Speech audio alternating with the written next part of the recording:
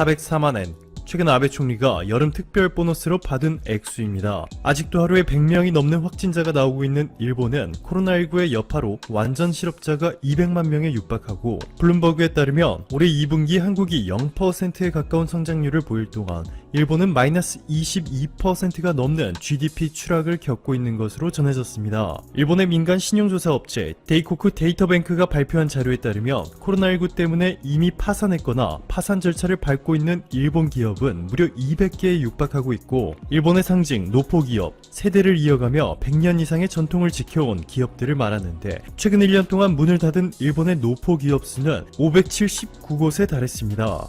이렇게 일본 국민들은 역사상 최악에 가까운 수준의 암흑기를 겪으며 하루하루를 살아가고 있는데, 일본의 아베 총리는 우리 돈으로 4,500만 원이 넘는 금액을 여름 특별 보너스로 받은 것이죠. 결국 일본 국민들의 분노가 극에 달했고, 아사히 신문이 최근 실시한 여론조사에서 일본 국민 10명 중 7명이 아베 총리의 사연임에 반대하는 것으로 나타났습니다. 아베를 이을 포스트 아베를 도전하는 고노다로 방위상은 트위터 팔로워 164만 명으로 일본 내에서도 인기가 많고 정책을 펴는 능력도 인정받고 있지만, 남관표 주 일본 한국 대사와 대화를 하던 중 말을 끊고 무례하다 라는 막말을 퍼붓는가 하면 기자들의 질문을 무시하는 것은 물론이고, 중국 베이징에서 열린 한중일 외교장관 회의에서 고노다로 방위상이 강경화 장관과 악수를 하던 중 자신의 몸쪽으로 손을 잡아당기며 무례할 정도로 꽉 잡는 외교적 결례를 저질렀습니다. 결국 강경화 장관도 이에 굴하지 않고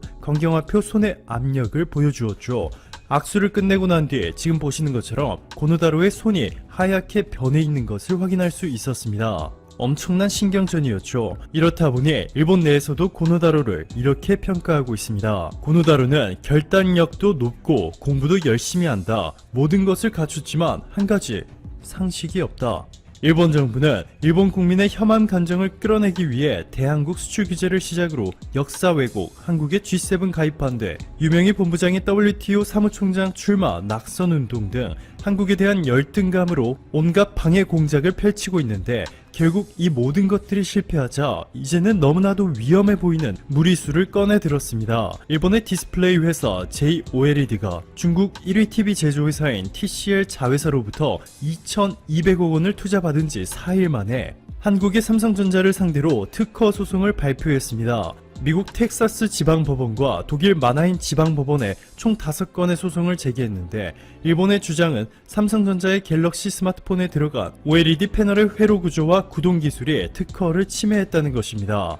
머니투데이의 단독 보도에 따르면 일본의 JOLED가 중국으로부터 200억 엔을 투자받은 지 정확히 4일 만에 삼성전자를 상대로 소송을 발표한 것은 한국의 디스플레이 산업 독주를 끌어내리려는 일본과 중국의 이해관계가 맞아떨어졌기 때문으로 전해졌습니다. 즉 일본이 중국의 자본을 업고 반삼성 연합을 구축하겠다는 것인데요. 이번에도 일본이 결국 참패를 할 것이라는 의견이 지배적입니다. 한국의 삼성과 LG가 혜성처럼 등장하면서 일본의 모든 디스플레이 업체들이 망했고, 소니와 파나소닉이 힘을 합쳐 만든 회사 JOLED 하나만 살아남았습니다. 사실 JOLED도 삼성과 LG의 기술력을 쫓아오지 못해 파산할 뻔했지만, 이미 상당한 부품들을 삼성으로부터 공급받고 있는 애플이 삼성 의존도를 낮추기 위해 아이폰용 LCD 디스플레이를 JOLED로부터 사들였고, JOLED는 애플로부터 2조 원 가까이 투자를 받아 일본의 대형 LCD 공장을 짓기도 했습니다. 그런데 최근 애플이 아이폰에 더 이상 LCD를 사용하지 않고 OLED를 전량 사용하겠다고 밝히면서 JOLED는 역사상 최대의 위기를 맞이하게 되었죠. 그래서 결국 세계에서 가장 위험하다고 알려진 중국의 돈을 끌어다 사용한 것이고, 세계 1위인 삼성을 상대로 소송까지 제기하며 무모한 도전을 시도하고 있습니다. 자, 그런데 삼성그룹 변호사 수만 550명에 육박합니다. 국내 1위 로펌 김앤장이 800명, 2위 광장이 500명 정도이기 때문에 삼성이 하나의 초대형 로펌을 가지고 있는 것이나 마찬가지죠. 게다가 이 중에는 미국 변호사 자격증을 보유한 이들도 있고, 대부분이 검사나 판사 출신인데, 삼성 변호인단의 압도적인 파워는 국내뿐만 아니라 해외에서도 이미 유명합니다. 위험한 중국 자본 2,300억 원을 겨우 투자받아 간신히 살아남은 일본의 마지막 디스플레이 회사 JOLED가 삼성의 소송 한번 잘못해서 수천억 원을 날릴 수도 있는 상황이라는 뜻이죠. 이렇게 일본 기업들도 어려움을 겪고 있지만 일본 자영업자들의 상황은 더 심각합니다. 일본 나가사키현에 있는 스시마시는 관광객의 80%가 한국인이었는데 일본이 한국 수출 규제를 시행한 이후 한국인 관광객의 발길이 완전히 끊겨 수많은 일본인 자영업자들의 생계가 존폐의 갈림길에 서 있는 위기에 처했습니다. 최근 KBS가 스시마시에서 취재 도중 스시마 주민 시즈코 씨는 이렇게 이야기합니다. TV를 틀면 아베 총리가 바보 같은 짓을 했다고 생각해요. 주변에 모두가 그렇게 이야기하고 있어요. 간혹 어처구니 없는 말도 하더라고요. 지금 일본은 역대 최고의 기록을 갱신하면서 C19 사태가 계속 악화되고 있습니다. 도쿄도에서 462명의 신규 최종 판정자가 나오는 등 전국적으로 모든 지자체에서 쏟아지고 있습니다. 8월 15일 추석 귀성도 자제할 정도로 사회가 불안한 상황인데 아베 정부가 그동안 회의를 거듭하던 대책이 발표되었습니다.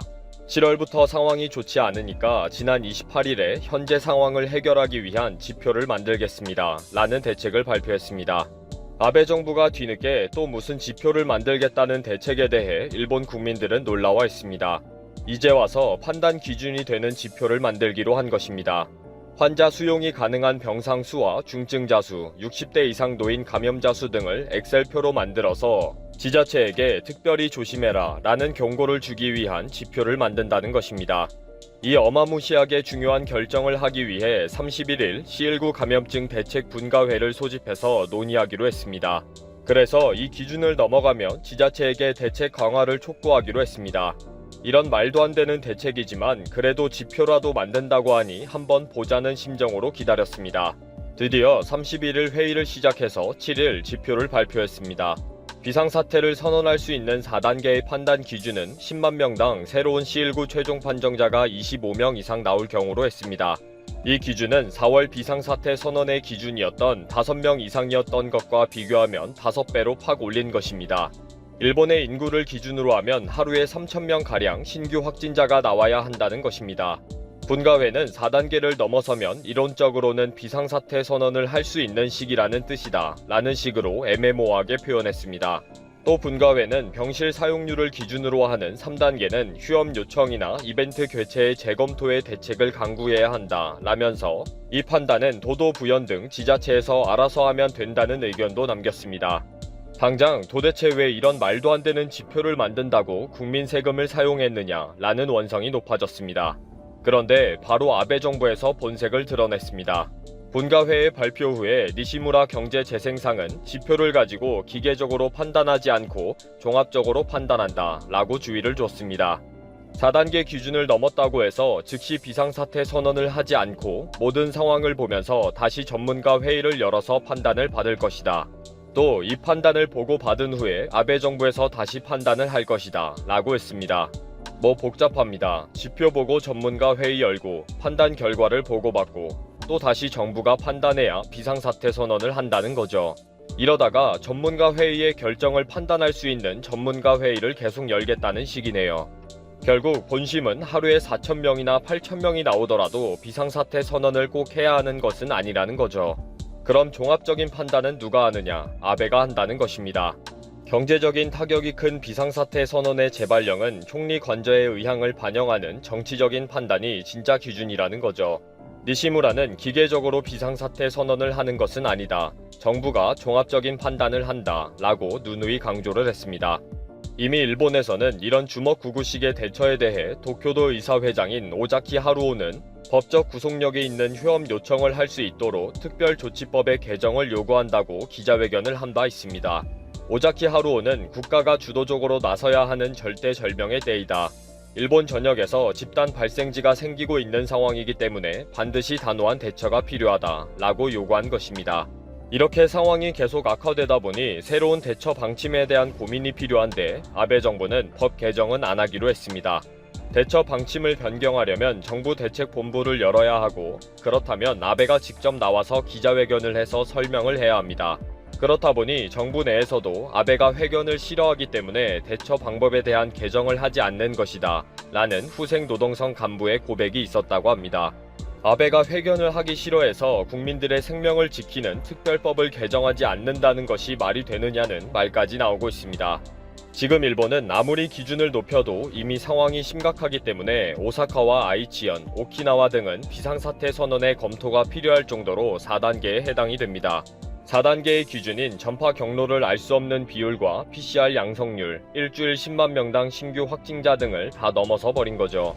그럼에도 불구하고 아베는 아무런 대책도 없다 보니 도부현 등 지자체에서는 각계 전투로 우왕좌왕하고 있습니다. 물론 모든 피해는 일본 국민들이 당하고 있고요. 이렇게 하는 것은 하나도 없고 입만 살아있는 탁상 공론 대책의 끝을 보여주는 아베 정부에게 일본 네티즌들은 분노하고 있습니다. 도대체 그러면 기준은 왜 만드느냐? 이래서는 아무것도 되지도 않는다. 답답하다. 도대체 아베 정부의 강력한 리더십은 무엇이냐? 책임지는 자세는 무엇이냐? 분가회는 책임을 떠넘기고 아베는 도망다니고 정말 창피한 나라꼴이다. 앞으로는 정부의 역할 같은 소리는 떠들고 다니지 말아라. 하는 일이 없다. 헌법도 과학도 의료도 뭐든지 왜곡하는 좀비 정치이다. 결국 이것이 아베 정권의 본색이다. 그렇게 경제가 중요하면 경제 지표라도 발표해봐라. 다 죽자는 것이냐. 정말 답답해하는 것이 보이네요. 하지만 저렇게 댓글만 달고 아무것도 안 하는 일본인들도 답답한 것은 똑같은 것 같네요.